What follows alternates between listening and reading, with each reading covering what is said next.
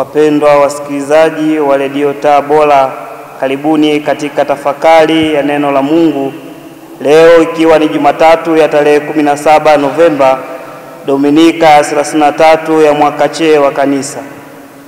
Leo pia ni kumbukumbu ya Mtakatifu Elizabeti wa Hungaria Mtawa. Karibuni sasa tusikilize somo la Injili kama ilivyoandikwa na mwinjili Luka, sura ya 18 aya 35 hadi ya 43. Yesu alipokaribia Yeriko, mtu mmoja kipofu alikuwa ameketi kando ya njia akiomba sadaka.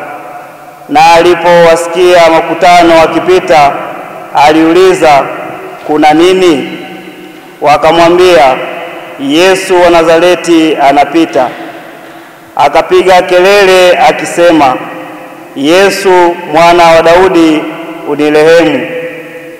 Basi wale waliotangulia wakamkemea ili anyamaze, lakini yeye alizidi sana kupaza sauti, "Ee mwana wa Daudi, unirehemu." Yesu akasimama, akaamuru aletwe kwake, na alipokaribia akamuuliza, "Wataka nikufanyie nini?"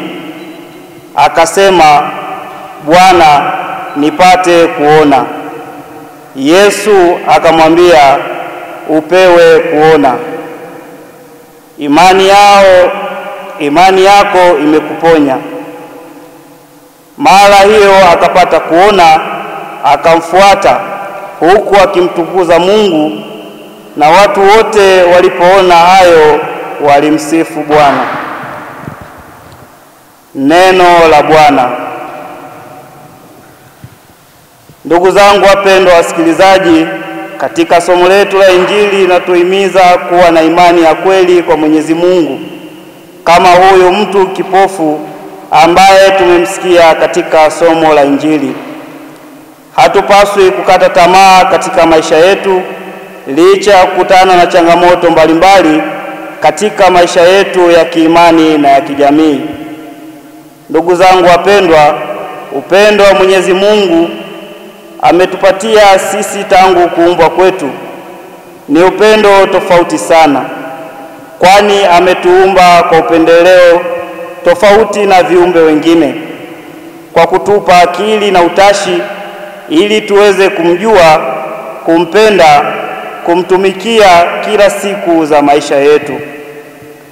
Ndugu zangu wapendwa, mara nyingi tumekuwa ni watu wa kukata tamaa pale tunapokutana na hali ya kukataliwa, na hata kufikia kumsahau Mungu na kuona hana msaada katika maisha yetu.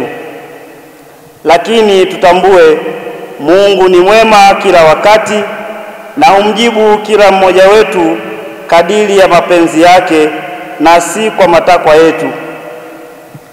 Mtu huyu ambaye alikuwa kipofu aliteseka kwa muda mrefu, lakini aliposikia habari za Yesu wa Nazareti, anakuwa na utayari wa kupaza sauti yake kumweleza Kristo tatizo lake, na kwa kuwa Kristo anatambua imani ya mtu huyu, anahitaji uponyaji, na hivyo Bwana wetu Yesu Kristo anaweza kumponya.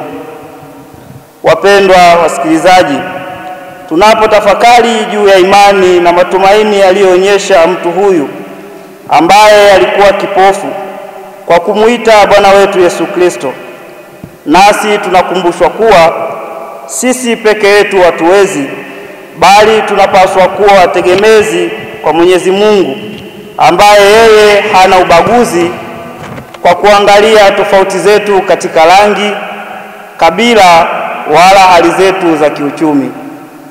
Hivyo tunahimizwa kuwa daraja katika kuwasaidia wengine kumfikia Mwenyezi Mungu na sio kuwa kikwazo, kwa maana tunapokuwa kikwazo tunasababisha wengine kushindwa kumfikia Mwenyezi Mungu, na hivyo kusababisha mpango wa Mwenyezi Mungu kushindwa kutimia.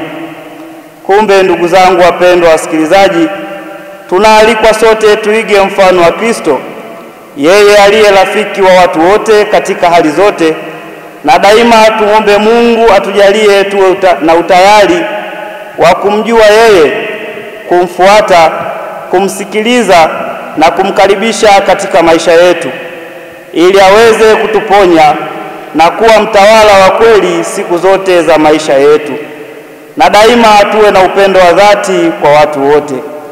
Ndugu zangu wapendwa, pia tumwombe Mungu daima aweze kutujalia unyenyekevu katika maisha yetu, katika kumtumikia yeye, lakini pia tuwe na utayari wa kuwahudumia wengine pasipokuwa na ubaguzi, kwa kuishi upendo na kusaminiana siku zote za maisha yetu. Mtakatifu Elizabeti wa Hungaria daima azidi kutuombea tuzidi kudumu katika imani ya kweli kwa Mwenyezi Mungu. Tafakari hii imeletwa kwenu nami Frateli Elias Robert Mhamaka wa Jimbo Katoliki la Morogoro, ninayesoma masomo yangu ya teolojia mwaka wa 4 katika seminari kuu ya Mtakatifu Paulo Mtume Kipalapala iliyoko Jimbo Katoliki la Tabora.